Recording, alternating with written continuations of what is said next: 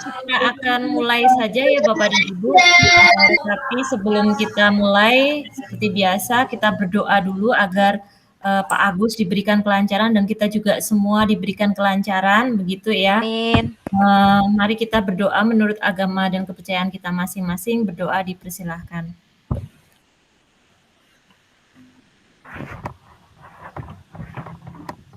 Selesai, cukup. Terima kasih Bapak dan Ibu atas partisipasinya di sini. Kita sudah menyepakati bersama ya. Jadi untuk kesepakatan pada sore ini nanti yang akan tampil adalah Pak Agus, tetapi bagi Bapak dan Ibu yang ingin tampil setelah Pak Agus juga diperbolehkan. Begitu ya Mbak Rahma ya?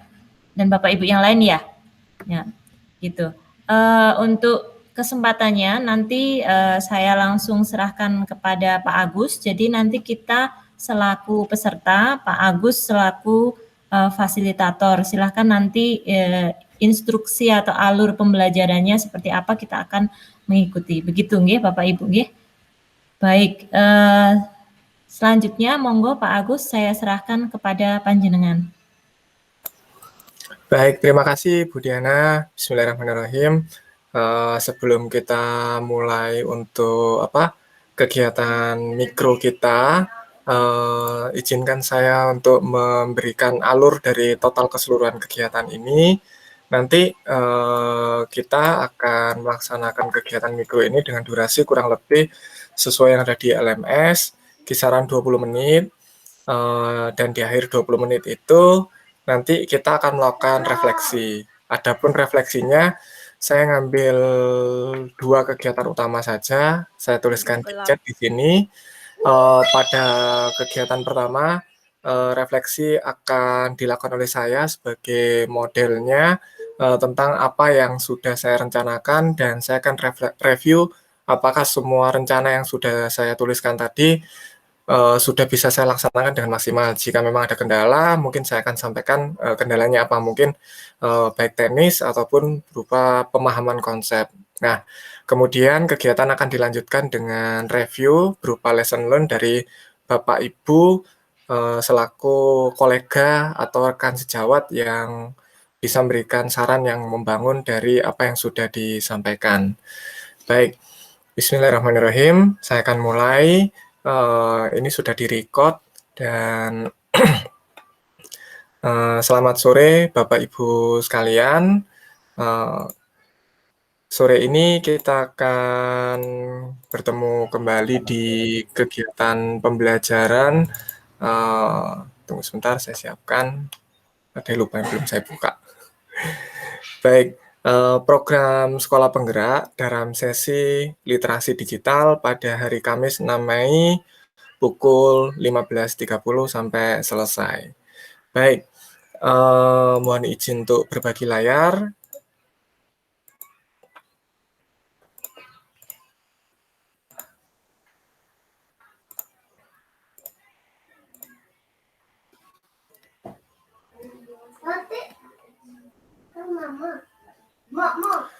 Tujuan dari sesi ini adalah memahami bagaimana peserta memanfaatkan TIK, Teknologi Informasi Komunikasi, dalam bidang pendidikan dan pembelajaran, cara mengakses platform sumber daya sekolah, guru, dan platform lapor pendidikan. Namun, untuk pada sesi ini akan saya awali dengan bagaimana Bapak Ibu memahami perangkat digital. Nah, sebelum kita mulai beranjak ke sana, mungkin saya akan berikan sedikit paparan tentang perangkat digital dan literasi digital itu sendiri.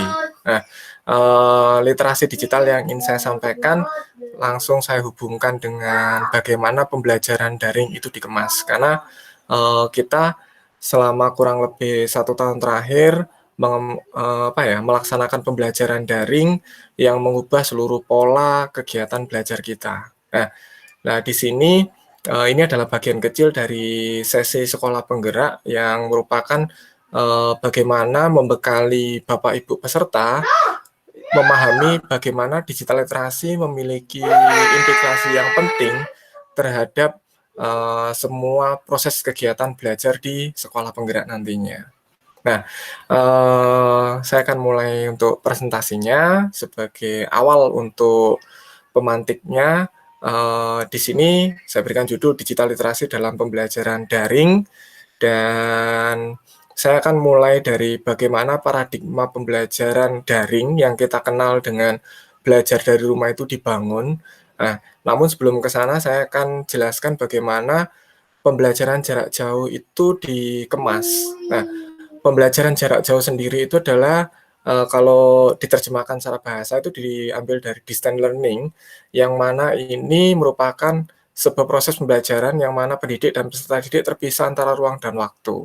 Nah, namun seiring dengan perkembangan teknologi, terdapat inovasi dalam bentuk digitalisasi perangkat atau media pembelajaran. Nah, perangkat media pembelajaran ini diinfuse dalam bentuk arsip-arsip digital yang memudahkan proses penyampaian materi. Nah, ketika itu sudah terjadi, maka kita akan bergeser kepada era e-learning. Nah, setelah dari e-learning terbentuk, maka kita akan punya banyak pola nih. Nah, pola itu terkadang dalam sebuah jaringan yang kita bisa langsung komunikasi dan interaksi, dan itu biasanya kita kenal dengan online learning. Nah, kadang banyak dari kita yang kebingungan, kita ini pakai e-learning, mobile learning, atau online learning. Nah, sebenarnya ini tergantung kita menitik beratkan pada pola pembelajaran seperti apa. Kalau di tempat satuan pendidikan Bapak Ibu, pembelajaran jarak jauhnya lebih berfokus pada penyampaian teks digital melalui pesan atau pengambilan secara reguler dalam 1 minggu 2 kali atau 1 kali, maka bisa disebut sebagai e-learning. Namun, jika memang sudah ada proses interaksi di dalam sebuah sistem, maka akan menjadi online learning. Mobile learning sudah ranah yang berbeda karena dia punya fleksibilitas dan mobilitas yang tinggi seperti yang sedang kita lakukan sekarang. Nah, oleh karena itu perlu dipahami esensi yang paling penting dari proses pembelajaran jarak jauh adalah pembelajaran itu sendiri. Jadi distance learning is learning. Jadi oleh karena itu komponen yang ada di dalam proses pembelajaran di sini saya garis bawahi bahwa dalam sebuah kemasan bentuk pembelajaran perlu ada pemilihan perangkat yang mudah digunakan dan efektif dalam biaya. Artinya apa?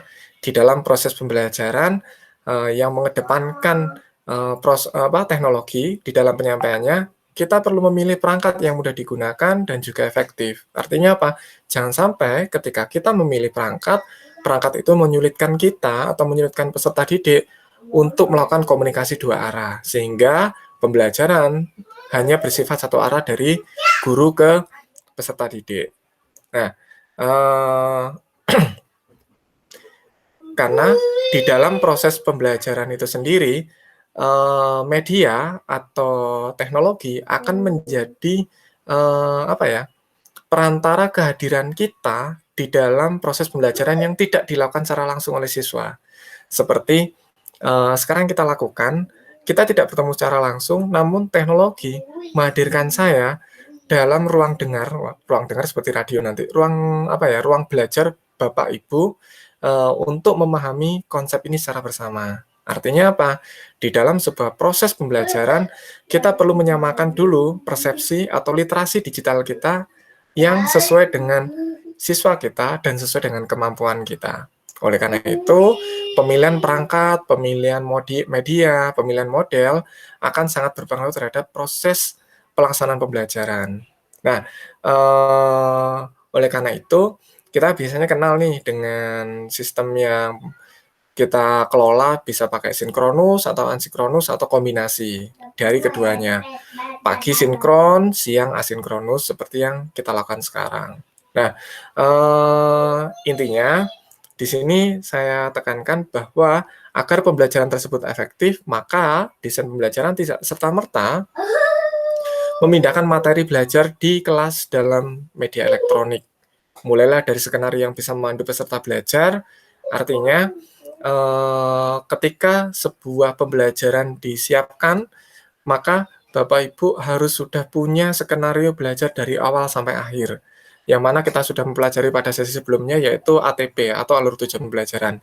Jadi kita tidak istilahnya besok belajar ini, kita malamnya bingung nyiapin materi apa. Jadi kita sudah punya gambaran materi yang diajarkan hari pertama sampai hari terakhir akan membangun satu kesatuan utuh dari pencapaian proses capaian pembelajaran. Oleh karena itu, siapkan konten pembelajaran. Dan poin penting yang kita bahas di sesi ini adalah bagaimana digital literasi dari pendidik dan peserta didik adalah kunci keberhasilan dalam sebuah proses pembelajaran. Karena ketika teknologi dimasukkan dalam sebuah proses pembelajaran, maka dia akan menjadi jembatan perantara kita, baik pendidik dan peserta didik, di dalam pemahaman konten atau di dalam proses interaksi pembelajaran.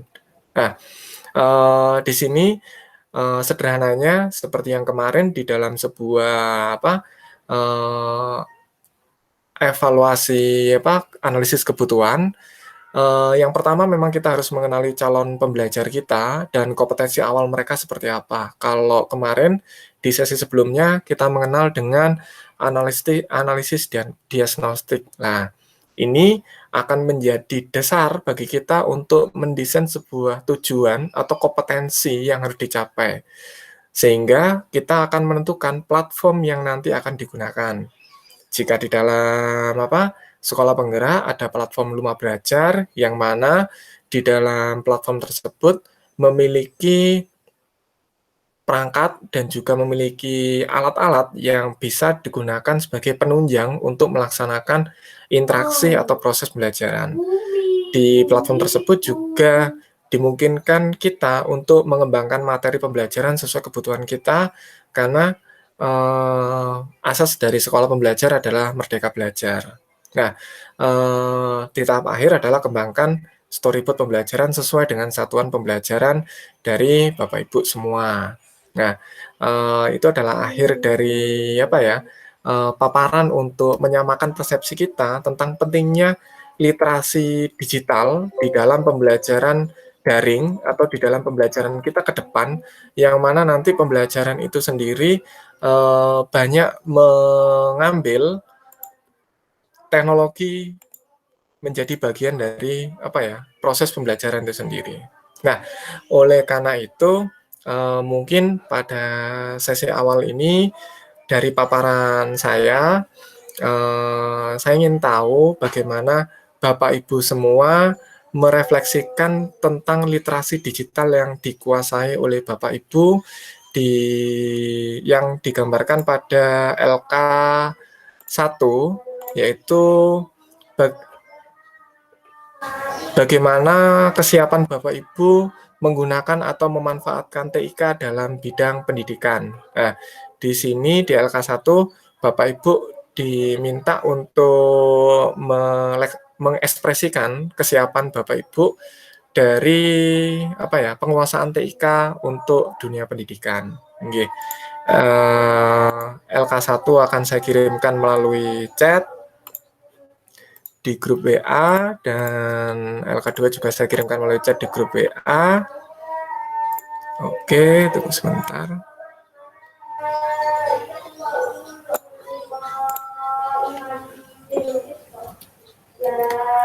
Baik.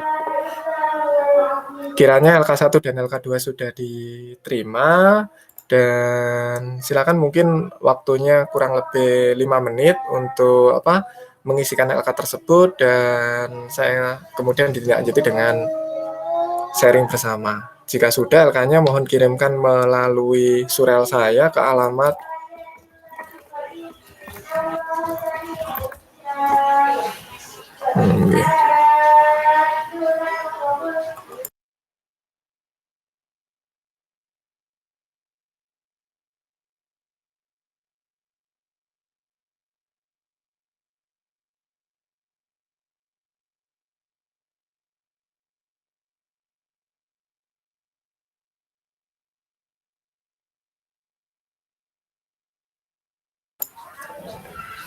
Baik, kiranya waktunya sudah cukup. Saya ingin dengar pengalaman Bapak Ibu yang menggambarkan tentang apa ya, proses bagaimana Bapak Ibu mengembangkan literasi digital Bapak Ibu untuk menyesuaikan dengan perubahan pola pendidikan yang ada. Nggih, di sini ada Bapak Ibu yang punya pengalaman di kelas, mungkin bisa berbagi untuk cerita kepada kami biar kita tahu di lapangan kira-kira kondisinya seperti apa. Mungkin kesulitan atau motivasi atau trik seperti apa dalam Bapak Ibu menyikapi adanya perubahan pola ini. Oke. Monggo Bapak Ibu.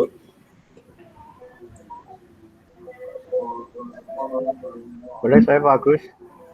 Boleh. Monggo Ya. Pak Rudianto. Terima kasih Pak Agus. Kami yang kebetulan berada di SMP untuk melaksanakan kegiatan pembelajaran dengan mengefektifkan literasi digital memang menemui kendala. Ya, namun demikian, kami selaku guru selalu berupaya untuk mengikuti apa yang sekarang sedang tren begitu. Ya, walaupun tetap ada upaya yang non-digital untuk memenuhi kebutuhan anak-anak yang memang sama sekali tidak punya gawai yang bisa digunakan untuk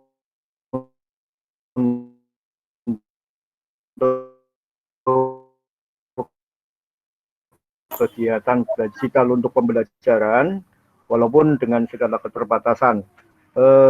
Saya merefleksikan diri saya bahwa saya belum bisa secara maksimal.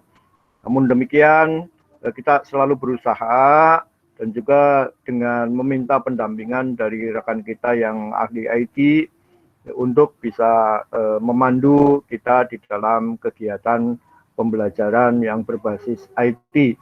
Dan alhamdulillah semua bisa berjalan dengan baik dan ujung-ujungnya nanti juga ketika mengalami kendala pada siswa yang tidak bisa nyambung dengan PJJ-nya kita, PJJ sekolah, aplikasi PJJ kita, maka mereka pun saya beri kesempatan untuk mengikuti apa yang saya arahkan lewat WA. Jadi ada pula kita menangani yang lewat WA, ada pula yang dengan sangat-sangat terpaksa kita datang ke rumahnya untuk pemenuhan pembelajaran yang tidak bisa diikuti oleh yang bersangkutan dikarenakan tidak memiliki gawe itu. Itu saja Pak Agus, tapi tetap saya semangat untuk belajar pada literasi digital ini. Terima kasih. Baik Pak Rudi, terima kasih semangatnya ini. Karena dengan adanya upaya kita pasti bisa mengatasi segala kendala ini. Oke, terima kasih Pak Rudi. Nah, oke, Bapak Ibu yang lain ada tanggapan? Saya Pak Agus. Iya, Iya, Rahma. yang pertama sih tentang kemampuan peserta didik sekarang Pak Agus ya. Kalau anak sekarang kan istilahnya umur 3 tahun saja sudah lihai ya bermain gadget gitu. Kalau peserta didik di sekolah saya, kebetulan saya meminta mereka untuk download rumah belajar. Saya berusaha untuk menyamakan persepsi bahwa tidak semua anak mungkin bisa download aplikasi tersebut. Akhirnya waktu itu kan saya bikinkan manual book Pak ya, step-stepnya, langkah dari awal. Akan tetapi ternyata apa yang saya buat itu tidak berguna Pak Agus. Jadi walaupun manual book-nya belum saya kasih, ternyata semuanya itu sudah bisa gitu download rumah belajar. Jadi kalau menurut saya pribadi memang dari segi peserta didik tidak ada masalah. Mungkin yang membuat saya terpacu untuk saat ini kan banyak sekali ya aplikasi-aplikasi yang digunakan oleh Bapak Ibu guru lainnya di lapangan yang mungkin masih belum saya tahu gitu. Jadi ternyata ada aplikasi baru yang lebih mudah digunakan, lebih menarik, kemudian bisa insert berbagai macam gambar, kartun dan sebagainya. Dan itu jujur menjadi tantangan tersendiri buat saya ya untuk mau tidak mau selalu update gitu. Kira-kira apa ya sekarang ini teknologi terbaru? Apalagi kan sampai saat ini di sekolah saya masih menggunakan PJJ Pak ya. Kita masih belum ada kebijakan untuk tatap muka, sehingga memang kendala sih bagi saya gitu untuk menemukan istilahnya inovasi baru supaya walaupun online peserta didik itu terus antusias untuk belajar gitu, tidak menggunakan hanya Moodle yang standar-standar saja gitu Pak Agus. Jadi ya saya harus terus update, kemudian belajar, kemudian selalu browsing YouTube gimana caranya, karena kalau kadang hanya by internet, Pak, ada beberapa langkah yang ternyata saya kurang paham gitu. Jadinya memang benar saat ini saya menjadi guru pembelajar gitu, Pak, karena harus belajar, tapi belajarnya bukan lagi masalah konten, akan tetapi bagaimana menyampaikan konten itu ke peserta didik selama masa daring ini. Begitu, Pak Agus. Baik, terima kasih Bu Rahma. Oke. Ini waktu kita kurang 5 menit lagi untuk pembelajaran ini. Baik, monggo sebelum kita melakukan refleksi akhir dari kegiatan kita, ada yang ingin disampaikan dari Bapak Ibu? Mungkin ini pengalaman Pak Agus, boleh Pak Agus? Monggo Bu Asti. Ini pengalamannya dari mungkin sedikit dari latar belakang ketika mulai pandemi COVID-19 ini. Pada saat kita mulai menggunakan teknologi dalam proses pembelajaran, terus terang itu dimulai karena masa pandemi COVID-19 lebih maksimal banget ya. Nah, pada saat itu ketika kita mau mulai mencoba untuk GCR, anak itu masih banyak menawar tuh, Bu, melalui WA saja ya gitu ya. Jadi rupanya untuk anak-anak perlu dimotivasi. Dia jadi jadi kita tidak hanya menawarkan GCR gitu, tapi kita harus dulu memberikan tujuannya mengapa GCR kita pilih gitu ya, karena mereka mungkin sudah aman dengan WA gitu, tapi ngoreksinya minta ampun ribetnya di kemana-mana gitu, tidak terekam dengan baik di WA gitu ya. Nah, jadi sampai sekarang sebenarnya masih kendala kita untuk membawa anak-anak kepada fitur-fitur baru gitu. Jadi banyak anak juga sebenarnya persepsinya masih suka dengan zona aman, zona yang sudah biasa aja lah Bu gitu. Jadi ketika kita memberikan tantangan baru, tidak semua anak itu tertantang. Tapi mungkin tadi ya, karena belum mengalaminya hal baru memang kadang menjadi suatu tantangan, atau kadang di individu tertentu itu memiliki daya tolak, jadi perlu waktu. Itu untuk tentang kemudian sebenarnya tantangan lagi untuk pembelajaran dengan menggunakan daring ini atau teknologi itu tantangannya itu sering anak-anak kendala sampai sekarang saya masih mengalami mengaku tidak punya kuota gitu. Tapi kalau kita telusuri lebih dalam, kita lakukan wawancara, dia punya waktu untuk punya kuota untuk game gitu.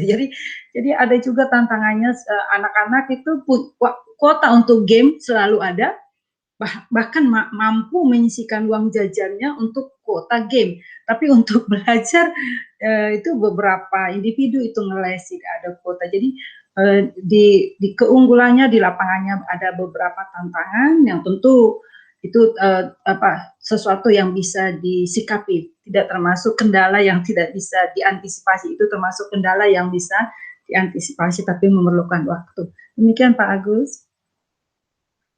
Pak Agus, boleh satu nambah nyambung dari apa yang disampaikan Bu Asti, begitu? Siap, monggo Bu Niana. Iya, saya rasa hampir mirip karakteristik siswa saya dengan punya siswa Bu Asti ya.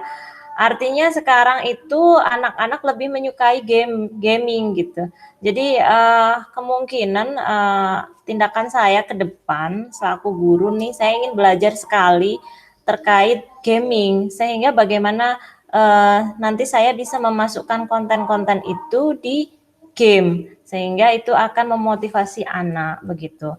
Kalau terkait platform, memang di platform di sekolah kami juga beragam Pak Agus, dan belum disepakati platform apa, karena memang karakteristik gurunya, kemampuan gurunya berbeda-beda di dalam penggunaan platform, dan kepala sekolah kami memaklumi itu gitu. Memang alangkah bagusnya ada penyamaan persepsi platform apa yang digunakan, dan juga ada IHT terkait platform yang digunakan kepada guru, sehingga sama kemampuan guru itu sama menggunakan platformnya apa. Dan tentunya karena kita harus berpusat pada peserta didik, kebutuhan peserta didik, keinginan peserta didik, karena karakteristiknya sama dengan karakteristik siswanya Bu Asti, Yaitu Bu, mungkin kemungkinan besar tindakan yang akan dilakukan ke depan adalah memasukkan konten-konten materi dalam suatu game online begitu, atau game yang berbasis tidak harus online ya, bisa offline tapi di-download peserta didik, mungkin seperti itu. Dan tentunya harus mempertimbangkan spek HP miliknya peserta juga. Karena memang kita tidak bisa menyeragamkan tingkat ekonomi orang tua ya, Bapak Ibu ya. Itu yang menjadi dilema kita gitu. Bahkan ada yang tidak punya HP juga gitu. Sehingga di sekolah saya ada program berbagi sosial dengan menyisihkan sedikit uang untuk membelikan HP bagi siswa yang kurang mampu begitu. Begitu Pak Agus, sedikit berbagi pengalaman di sekolah kami. Kalau begitu saya terakhir, Pak Agus boleh? Silakan Bu, monggo. Nanti saya Ya. komentari terakhir nanti. Oke, tidak bisa dipungkiri ya di masa pembelajaran PJJ ini, daring, teknologi akses internet, jaringan itu sangat penting gitu. Nah, kebetulan di sekolah saya itu menggunakan Zoom Edu hampir di setiap pembelajaran gitu. Nah, seringkali anak mengalami kendala dengan jaringannya, tiba-tiba keluar dan nggak bisa gabung lagi. Jadi kayaknya perlu alternatif gitu ya. Kalau tidak bisa join Zoom, apa yang harus dilakukan anak gitu. Kita sebagai guru harus mempersiapkan alternatif tersebut. Mungkin menyiapkan video pembelajaran yang nanti bisa anak-anak akses dengan mudah gitu. Intinya anak-anak tetap bisa mengikuti pelajaran meskipun dia tidak bisa join Zoom kayak seperti itu mungkin ya. Karena guru pun kadang begitu ketika sedang asik-asik menjelaskan atau belajar bersama tiba-tiba keluar, dan itu kan merupakan gangguan gitu yang ya sedikit banyak agak berpengaruh. Mungkin itu Pak Agus, terima kasih.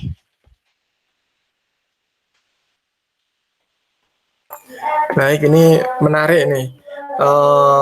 Dari Pak Rudi sampai Bu Yani ini untuk apa yang diungkapkan dari pengalaman di satuan pendidikan masing-masing, mulai dari Pak Rudi yang tetap terus semangat untuk mengembangkan diri dan punya trik untuk minta kolega yang memiliki keahlian IT. Ini biasanya di dalam satu satuan pendidikan ada anak muda yang biasanya dijadikan operator ini biasanya. Nah, itu nanti yang biasanya paling dikejar-kejar ini.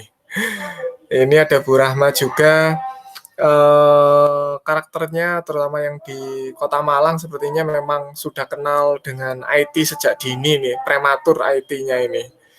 Kemudian dari Bu Asti dan Bu Diana yang juga memiliki kondisi apa ya, siswa yang sangat beragam dan lebih suka, bahkan ini menarik nih, Bu Diana ingin apa ya, kalau dalam bahasa Indonesia gamifikasi, membuat pembelajaran itu menjadi berbasis game ini nantinya.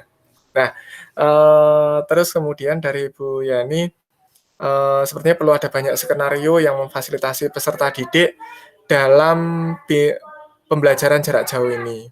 Mereka bisa melakukan sinkron atau asinkron untuk membaca modul atau melihat rekaman itu sendiri. Nah, namun yang menjadi garis bawah di sini adalah teknologi itu sebagai perantara kita dan itu tidak sama rata dimiliki oleh semua peserta didik kita. Nah, saya kira menarik ini diskusi kita, namun mohon maaf waktunya terbatas dan di sini Bapak Ibu sudah saya siapkan untuk kegiatan belajar berikutnya berupa evaluasi daya dukung dari perangkat atau lingkungan Bapak Ibu terkait soal perangkat gawai, yaitu laptop atau tablet atau handphone yang dimiliki oleh Bapak Ibu selaku fasilitator nantinya di dalam proses pembelajaran. Di dalam lembar kerja tersebut terdapat beberapa pertanyaan, yang mana pertanyaan itu nanti merefleksikan bagaimana kemampuan atau daya dukung dari perangkat keras yang dimiliki Bapak Ibu untuk mengelola pembelajaran digital ini atau pembelajaran jarak jauh. Nah, di situ ada beberapa poin, nanti Bapak Ibu isikan sesuai dengan kondisi yang ada dan kemudian nanti diunggah ke dalam lembar kerja LMS yang sudah disiapkan ruang kerjanya. Baik, kiranya itu adalah akhir dari pertemuan kita sore ini, dan kurang lebihnya saya mohon maaf jika ada kekurangan dalam menyampaikannya. Saya akhiri dan terima kasih untuk waktu yang sudah diluangkan. Semoga yang kita lakukan menjadi keberkahan dan dianggap sebagai jariah bagi kita semua. Terima kasih, selamat sore. Wassalamualaikum warahmatullahi wabarakatuh. Waalaikumsalam warahmatullahi wabarakatuh. Baik, kita beri aplaus pada Pak Agus, Bapak Ibu. Kami punya yel-yel Bapak Ibu kami. Saya Pak Agus, top, Pak Agus, top, Pak Agus, mantap, mantap. Pak Rahma tahu itu yel-yel apa. Jangan dibocorkan ya Mbak Rahma ya. Baik, Bapak dan Ibu, sesi selanjutnya kita akan melakukan refleksi ya, berkaitan dengan apa yang tadi sudah disimulasikan Pak Agus. Silahkan Bapak dan Ibu, kita berharap semuanya melakukan refleksi. Monggo bisa dimulai dari siapa? Silahkan. Mungkin saya dulu Bu, mengekspresikan apa yang saya rasakan. Oh nggih, monggo boleh refleksi diri. Monggo Pak, monggo. Baik, Silakan. Waalaikumsalam Bu Diana dan Bapak Ibu yang lain, mohon izin untuk menyampaikan apa yang tadi saya laksanakan. Tadi saya merencanakan dimulai dari mulai dari diri, kemudian diakhiri sampai ke demonstrasi kontekstual. Nah, ketika mulai dari diri, saya tadi sengaja skip langkah itu karena saya kurang pengalaman dalam mengulik atau membuat sebuah diskusi yang mengalir. Kira-kira dari mana sih ini dimulai sehingga Bapak Ibu bisa saling cerita untuk pengalaman lain-lainnya. Jadi saya tadi langsung mulai eksplorasi konsep. Nah, tadi saya miss di langkah pertamanya dan saya buru-buru langsung ke eksplorasi konsep. Nah, mungkin ketidaktercapaian dari skenario yang sudah disusun, miss-nya saya di langkah pertama tadi karena saya mungkin agak buru-buru itu. Enggak, itu Bu Diana. Oke, terima kasih Pak Agus. Tadi Pak Agus merefleksikan diri bahwa beliau melupakan bagian dari kalimat pemantik ya mungkin ya Pak Agus ya, yang diawali merdeka itu apa M-nya Pak? Bapak Ibu lupa saya M-nya. Motivasi diri ya? Mulai dari diri ya. Begitu. Monggo Bapak ya, Ibu yang lain ada tanggapan dari apa yang disampaikan Pak Agus. Baik, tadi Pak Agus menyampaikan ada hal yang terlupakan. Monggo dari pengamatan Bapak Ibu ada yang mau disampaikan, silahkan.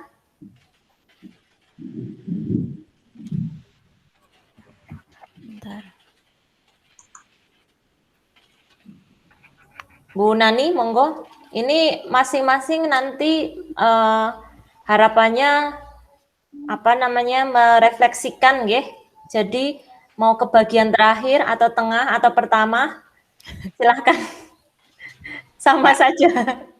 Saya monggo, mungkin Bu Nani, monggo, silakan. Iya, ya terima kasih. Sebelumnya,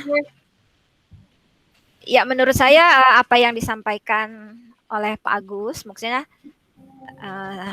latihan in-house training ya sebagai fasilitator saat ini sudah mengedepankan prinsip-prinsip andragogi gitu ya, dimana tadi kita sama-sama bisa terlihat saling berbagi pengalaman gitu. Nah dari situ sebetulnya kita belajar banyak gitu ya, karena itu kan yang dibutuhkan ya oleh pembelajar orang dewasa gitu. Jadi itu poinnya udah dapat gitu, dan kita juga tidak satu arah gitu. Mungkin itu ya kalau dari saya. Baik, terima kasih Bu Nani. Ada lagi Bapak dan Ibu? Masih jatah ini masih ada Pak Rudi, Bu Asti, Mbak Rahma. Saya Bu. Silahkan Ya. Bu Asti. Dari sebenarnya dari pelatihan kemarin, cuman terasa sekali setelah kita belajar andragogi, kemudian bagaimana menjadi fasilitator yang baik, kita agak terungkit gitu ya. Terus saya merasakan memang sebenarnya orang dewasa itu tidak lagi membutuhkan terlalu konsep lagi ya, tapi dia membutuhkan terus apa yang dibutuhkan, yaitu tadi problem solving, terus bagaimana di lapangannya gitu ya. Jadi tertarik, tapi terima kasih ya Pak Agus tadi sudah memberikan waktu untuk di kelompok kita ya. Jadi sudah dikatakan Pak Agus tadi terlupa mulai dari diri sendiri gitu. Cuman memang ya terasa sekali memang mungkin nanti ketika kita juga andai lulus nanti itu memang seperti di dalam andragogi itu bahwa orang dewasa itu tidak terlalu membutuhkan lagi konsep asal konten, tapi memang bagaimana belajar dari suatu masalah bahwa sedangkan kesalahan sekalipun adalah sumber belajar. Mungkin itu tadi kita sudah bisa berbagi dipimpin oleh Pak Agus, kita bisa berbagi sharing kita di lapangan, bagaimana teknologi ini bisa menjadi suatu alat untuk mengatasi masalah yang ada dalam pembelajaran, terkhusus pada masa pandemi COVID-19. Terima kasih Pak Agus, terima kasih Bu Diana.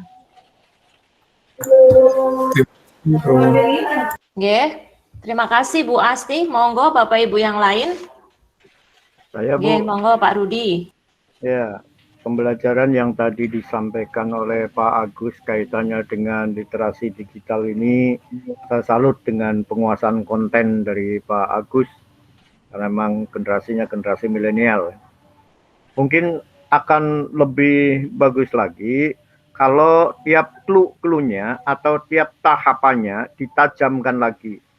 Jadi kalau tadi satu clue, satu tahapan terlewati, mungkin tahapan berikutnya perlu ada penajaman. Misalnya Bapak Ibu, setelah Bapak Ibu mengikuti tahapan eksplorasi dari materi yang dipelajari, kita akan meneruskan ke kolaborasi begitu. Nah, di kolaborasi ini diharapkan ada diskusi yang bisa dilakukan oleh Bapak Ibu selaku peserta yang nantinya akan bisa mendapatkan titik temu dari permasalahan-permasalahan yang ada di sekolah dan berbeda-beda satu dengan yang lain ya, sesuai dengan karakteristik mata pelajaran. Itu saja Pak. Jadi intinya menajamkan clue, pindahan dari tahapan yang satu ke tahapan yang lain. Terima kasih. Terima kasih Pak Rudianto. Monggo Bu Rahma atau silakan Bu Rahma, silakan. Baik, Pak Agus terima kasih sudah mewakili dari kelompok C. Tadi sekilas tentang tujuannya, itu kan Bapak tidak hanya memahami pemanfaatan TIK dalam pembelajaran Pak ya, tetapi juga ada bagaimana cara mengakses platform digital, kemudian platform sumber daya sekolah, platform guru, sampai pada platform rapor pendidikan. Mungkin karena kita memiliki waktu kurang lebih 20 menit, tadi pembahasannya kan masih tertuju pada satu topik saja Pak ya, tentang pemanfaatan TIK dalam pembelajaran. Jadi untuk poin-poin lainnya mungkin bisa dilakukan setelah kita istirahat, atau mungkin diajarkan untuk pertemuan besok, seperti itu sih Pak. Jadi bisa dipecah saja untuk tujuannya. Begitu Pak Agus, terima kasih. Baik, terima kasih kembali Mbak Rahma. Baik Bapak dan Ibu, terakhir saya ya. Saya apresiasi sekali dari apa yang tadi sudah didemonstrasikan oleh Pak Agus. Kemudian mungkin kalau saya ini sekaligus ini ya, apa yang benar tadi yang disampaikan Bu Asti, kesalahan kecil ini akan menjadi pengalaman bagi kita semua ya Bapak dan Ibu ya.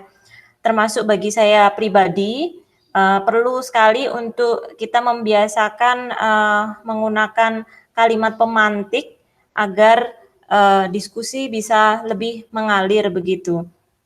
Jadi mungkin kalimat pemantiknya bisa dimulai dengan pertanyaan-pertanyaan berkaitan dengan pengalaman apa saja yang Bapak Ibu lakukan, sudah alami berkaitan dengan pemanfaatan teknologi dan informasi. Kemudian platform aplikasi-aplikasi apa yang sudah pernah dikuasai, dan saya tadi melihat sebenarnya itu sudah disampaikan oleh Pak Agus, tetapi tidak di awal, tetapi di prosesnya begitu. Nah, mungkin catatan saya adalah pemanfaatan chatting Pak Agus ya, pemanfaatan chatting di Google Meet itu. Mungkin ini kita juga perlu ini ya, ini menjadi masukan kita bersama ya. Memang kalau daring itu agak lebih susah dibandingkan tatap muka, karena kalau kita tatap muka kita mau bergerak mendekati peserta, kemudian face to face-nya itu lebih dapat begitu, lebih kena. Tetapi kalau dengan virtual ini mungkin kita perlu memberdayakan semua fitur-fitur yang ada di misalnya di Google Meet seperti chatting. Meskipun sebenarnya chatting itu hal yang simple ya, hal yang sederhana begitu. Tetapi chatting itu bisa kita gunakan untuk menstimulus peserta pelatihan yang malas berbicara seperti saya. Begitu ya Bapak Ibu ya. Atau dengan pola pendiam seperti itu, begitu. Mungkin itu masukan dari saya, dan saya rasa banyak sekali fitur-fiturnya yang mungkin saya sendiri juga belum optimal. Saya mengenal Google Meet ini juga, terus terang Bapak Ibu, baru sekarang saya kenal Google Meet ini ya. Sebelumnya kami itu menggunakan LMS, basisnya Zoom dan Webex begitu, tidak menggunakan Google Meet. Teman-teman sudah kenal, di WI sudah kenal yang penggunaan Google Meet ini, karena beberapa ada yang memfasilitasi mengajar jadi narasumber guru penggerak begitu, fasilitator guru penggerak, sehingga ini sampaikan. Bahkan tadi saya belajar breakout room itu ya ini tadi rencananya saya pengen membreakout tadi kan begitu. Tapi ya itu Bapak dan Ibu ya, artinya mungkin kalau tadi nggak disepakati, kalau disepakati apa yang tadi disampaikan Bu Rahma di depan tadi, mungkin saya nggak bikin. Ya Bapak Ibu ya. Tapi ada nilai plusnya ya. Saya akhirnya juga jadi belajar mengenai breakout room di Google Meet ini. Ya. Baik, saya rasa itu ya Bapak Ibu ya. Sebelum saya tutup dan simpulkan, Bapak Ibu ada yang mau menampilkan lagi? Monggo. Kita sepakati, mau ditampilkan lagi atau cukup punya Pak Agus? Monggo, silahkan Bapak Ibu chatting, memanfaatkan chatting.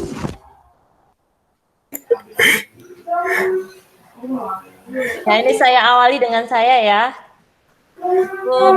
Cukup dengan perwakilan saja, dengan Pak Agus. Sebagai perwakilan ya, karena keterbatasan waktu, begitu ya Bapak Ibu ya. Nah, Pak Rudi juga cukup ini. Atau seperti yang kemarin diungkapkan sama Pak Setio Iswoyo, bagi yang ingin lanjut silakan ketikkan 2 di kolom chat, tapi bagi yang ingin tidak lanjut ketikkan 1 di kolom chat. Ulangi instruksinya. Seperti yang Pak Iswoyo yang hari Minggu itu, bagi yang ingin selesai di sini, ketikkan 1 di kolom chat, tapi bagi yang masih ingin lanjut ketikkan 2 di kolom chat. Oh baik, silahkan Bapak Ibu kode. Nah ini satu semua. Ya, baik. Saya rasa saya hanya menyepakati ini ya, kesepakatannya bulat satu semua, sehingga saya rasa apa yang tadi ditampilkan Pak Agus sudah mewakili kita semua ya Bapak dan Ibu ya. Apa yang sudah ditampilkan Pak Agus juga sudah menggambarkan pembelajaran dengan pendekatan andragogik begitu. Saya sepakat dengan apa yang disampaikan Bu Asti bahwa sekecil apapun kelalaian akan menjadi pembelajaran bagi kita semua, termasuk bagi diri saya pribadi begitu. Dan tadi juga penguasaan materi, kita harus juga menguasai itu sebagai seorang fasilitator. Kemudian masukan dari Bu Rahma, semua yang ada di cakupan materi, cakupan tujuan, kan dari tujuan di breakdown jadi materi itu tentunya harus kita sampaikan begitu ya, dengan waktu yang sangat minimal. Bagaimana cara kita mengelola itu begitu. Kemudian masukan dari Pak Rudi, perlu ada clue-clue yang mengantarkan kita untuk mampu memfasilitasi dengan baik, termasuk pemanfaatan istilah merdeka itu. Saya sendiri juga lupa ingat ya, M-nya apa, mulai dari diri sampai terakhir begitu nggih Bapak Ibu. Ya, saya rasa itu dan kita perlu memanfaatkan dan mengoptimalkan fitur-fitur yang nantinya kita akan pakai, entah itu memakai Google Meet, Zoom ataupun yang lain begitu. Tapi kalau untuk ini Google Meet ya Bapak dan Ibu ya. Kemungkinan ketika besok kita sosialisasi pun pakai Google Meet. Baik Bapak dan Ibu, saya rasa itu tadi kesimpulannya. Saya hanya merangkum dari masukan-masukan Bapak dan Ibu. Kita tutup nggih Bapak Ibu nggih? Baik, mari kita tutup kegiatan peer teaching ini ya. Simulasi ini dengan berdoa menurut agama dan kepercayaan kita masing-masing. Berdoa dipersilahkan.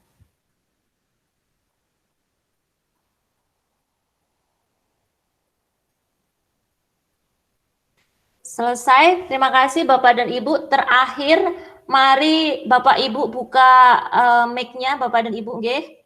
Ya, mari kita menyemangati diri kita sendiri dengan mengatakan ini kelompok apa ya? Kita kelompok C ya? C. Kelompok C, jos. Kelompok C, jos. Kelompok C, jos. Begitu saja yang saya bisa. Ya, Bapak Ibu ya. Baik, mari kita bersama-sama kelompok C, jos. Kelompok C, jos.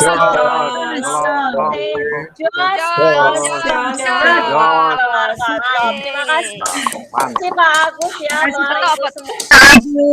Terima kasih Pak Agus.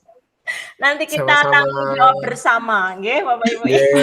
Insya Allah nanti rekaman dan notulen kegiatan saya lengkapi dan saya kirimkan ke link YouTube di kelompok C, nanti saya bagikan di sana. Oke, terima kasih Pak Agus. Mantap Bapak Ibu semua. Oke, izin live. Terima kasih Mbak Rahma. Pak Rudi.